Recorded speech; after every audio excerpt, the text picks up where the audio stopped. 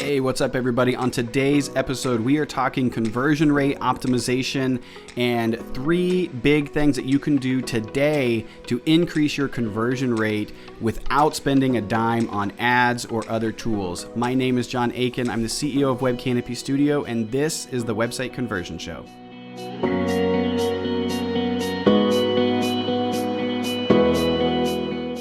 Hey everybody, the graphic that you see on the screen here is the website conversion framework, and again, for those of you that are listening, you can find a link to this graphic inside the show notes.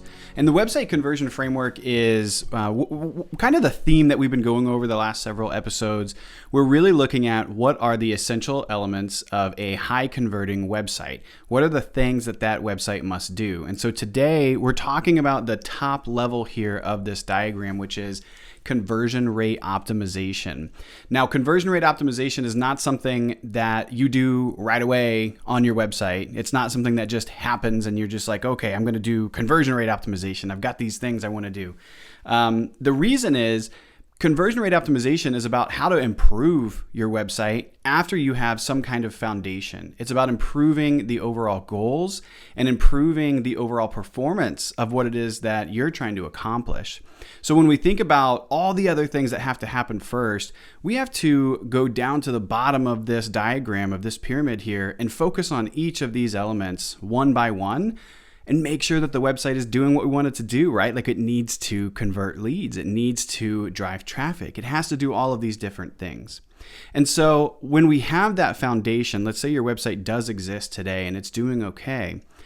When you get to that level of comfort, you can start looking at things like conversion rate optimization. And so today in this episode, I'm really going through what are some things that we could do right now to make a fast, quick impact on the website performance. And so I kind of took the idea of this episode. I was like, John, let's think about what kind of value we could provide if we were just going to give some quick ideas. What would we do? And so I took the perspective of, let's say I just got hired by a company and I was coming in to work on their marketing. And I was in charge. One of my main tasks, one of my main priorities or my main goals is to make leads happen, is to give leads to the sales team. Okay. And so what I'm going to do is try and figure out a handful of items that I can do to have quick wins, because I want to have a high impact on this company as fast as I can. And the reason is, and I talked about this, I think, in a previous episode, marketers are the highest turnover out of any kind of position in a company. In general, like just business-wide, if you look at all these different statistics and surveys and reports, marketers last for about 12 to 18 months in general before they move to a new role. And there's a lot of different ideas about why that might happen, but one of the biggest reasons that this is happening is because we're not tying us as a marketing person to the overall success of the business. Marketing is looked at as a position that is required, but it's not driving money to the bottom line. It is an overhead kind of position. So if I want to have a high impact on this company that I'm coming into, I want to make sure that I'm doing stuff right away so I can say, hey, look, these are things that I was overseeing, that I was facilitating, that really helped us out and really brought good leads to the sales team and helped make the website perform better. So with that, the 3 things that I would do if I had a new marketing job today and I was sitting in this seat and I was like, okay, how do I make this website perform better? The first one is kind of a cop-out, honestly. So the first one is I'm not going to do anything. The first one is not necessarily an idea that I'm going to change right out of the gate. The first one is about Heatmap. And so what I want to do is find a way that I can see how users are using our site without just looking at general data statistics. I don't want to just go to like Google Analytics or HubSpot data and just say, oh, we've had so many visits and so many people converted. That's good. It's super important information. However, what I want to do is I want to actually watch them. I want to watch what's happening. Like if you were doing this at a physical retail store, and someone's coming in to analyze what people are doing, you want to understand how people are making purchasing decisions, they're going to hire somebody to come in and just watch shoppers. They're going to watch how people are walking through the store, what they're engaging with, what items they're trying on, what things they're not interested in, where they go from one section to the next, and how that feels. And they're going to start to try and track patterns. And so what I would want to do is replicate that same concept on the website, but you have to start like day one because you want that data as soon as you can. And so there's a tool, there's a couple tools actually that do this, that rely on the power of Heatmaps. And they do a lot of different things too.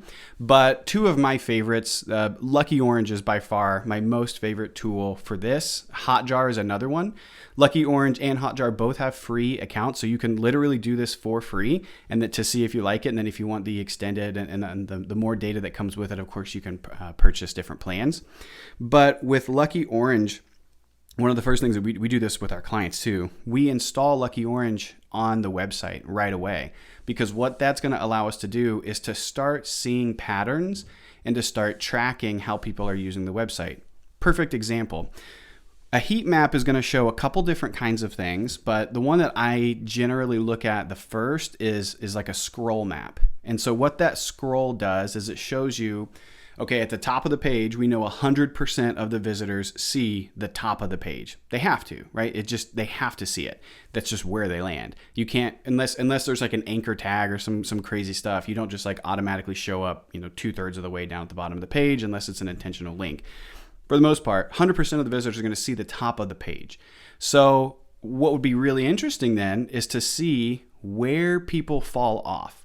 And so as you scroll down that page, you're going to start to find out, oh my gosh, 50% of our traffic leaves this page before they even get to, a quarter of the way down, or before they even get to our primary call to action. That's powerful to me, because if I know that the primary call to action or the primary value proposition of what we're sharing on these pages is below where most of the traffic sees, then boom, right there, I have an immediate thing that I can do to fix that right away. I know exactly what I want to do. People are not seeing the call to action. People are not seeing the value proposition. So of course they're not taking action. So what happens if all of a sudden that gets moved up, right? That gets moved above that heat map scroll line where it starts to drop off. More than likely, you're going to see some kind of uptick in conversions or clicks or whatever that call to action is that you want them to do. So that's how you would use a scroll map. Another kind of heat map that's also included in these would be click map and mouse movement. And mouse movement was kind of confusing for a lot of people at first, but if you think about how you work on your computer, a lot of the times people will move their mouse as they're reading, as they're looking at text. And so we almost do it subconsciously, but we're kind of like moving the mouse up and around, and it's just kind of following around. What this is going to show you, however, when you look at it at a heat map report, you're going to see almost like a radar, like a storm, where the really big activity is happening, where the thunderstorms are.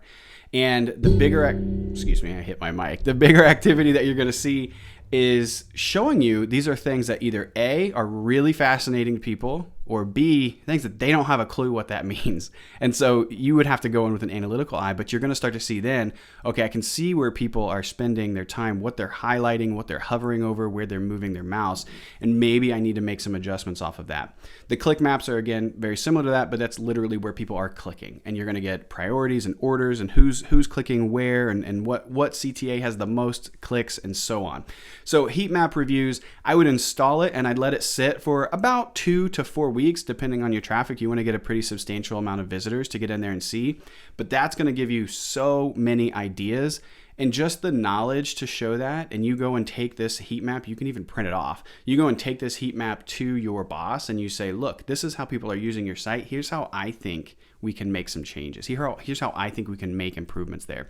And it's totally free. Like it's so crazy how impactful this can be, and it's completely free. So heat map review, do it. You'll love it.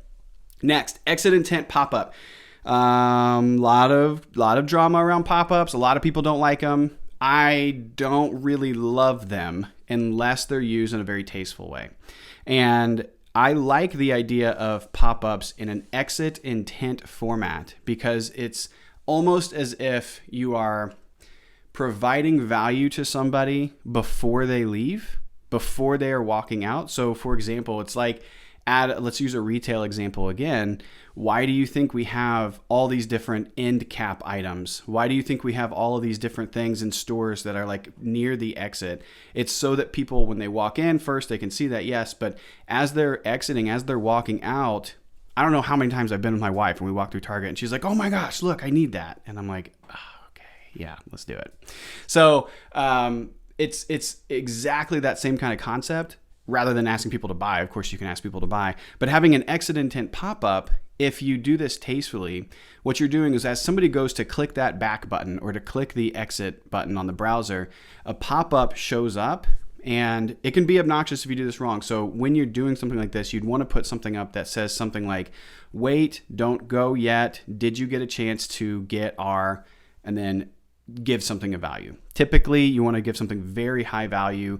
We've seen a lot of great results with doing things with checklists and templates, things that are very usable for your prospects and your customers.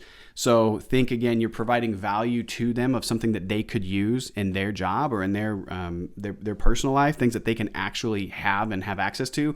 Nobody wants to do that with an ebook or a free guide. Like that's not valuable. This should be very tangible. Exit intent pop-ups, try it. You will absolutely have more conversions. I guarantee you're going to have people that will convert on that as long as it's saying the right things. Next, we want to talk about increasing visits to the best pages. So the exit intent pop-up I could do today if I have the right software. HubSpot does this. If you're using WordPress, there's a bunch of free plugins that do this kind of stuff. And there's all these other CMS tools out there that you can try as well. For other things that I could do today that I would be like, hey, how can I make an impact right now? I would want to do a quick dive into the pages on the website and the page performance on the website.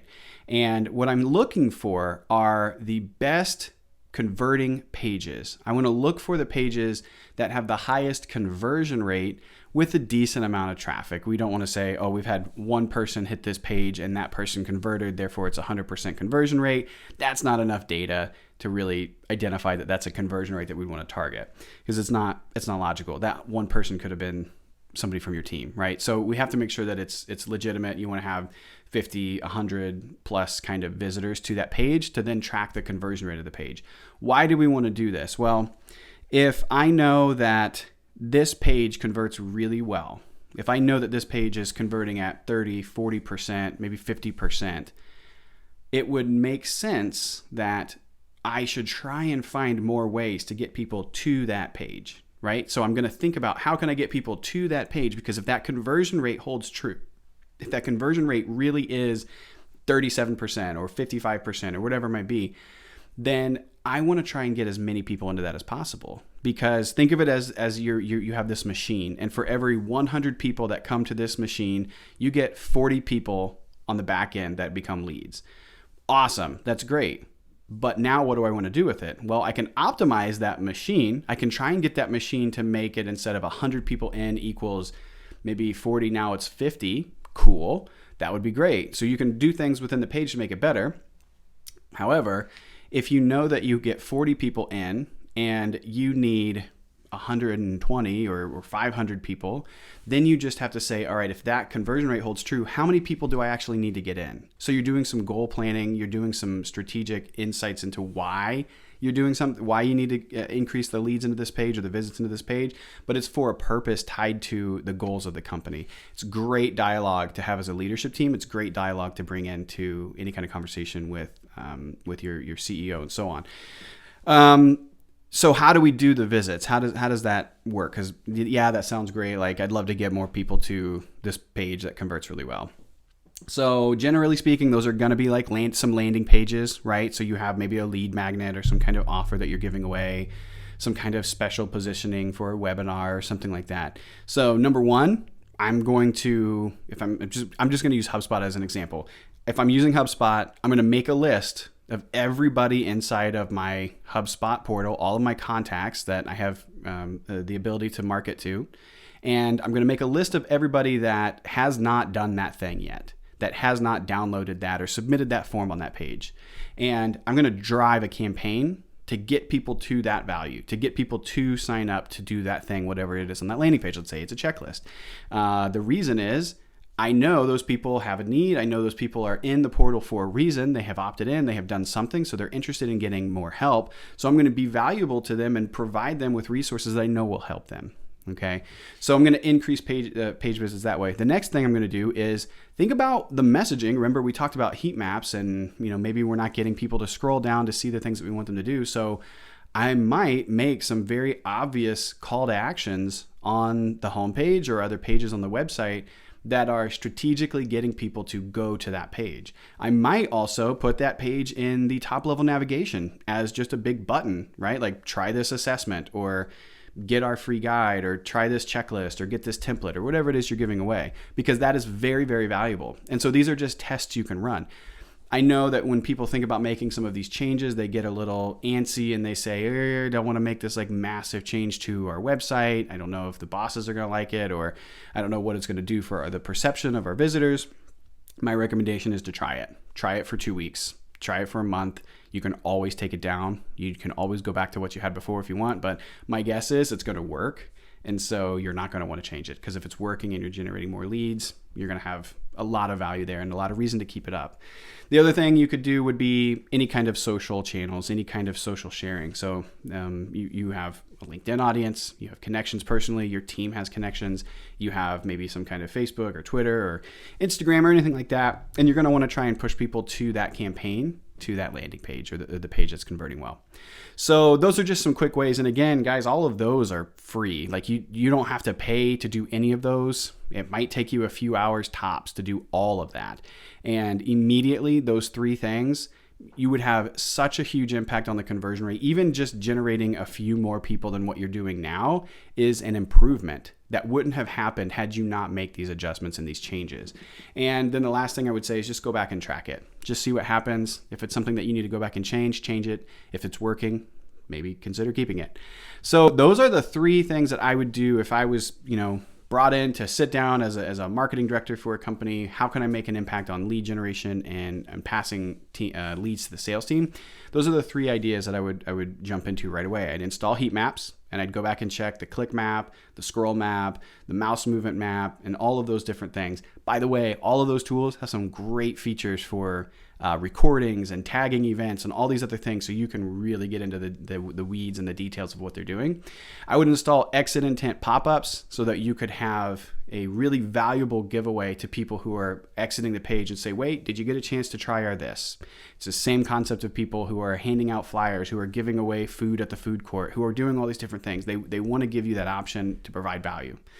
The last thing I would do is I'd find out what pages are converting really well, and I would try and increase traffic through the sources that I already have access to those pages, so that I know I can get higher conversions or more leads coming through.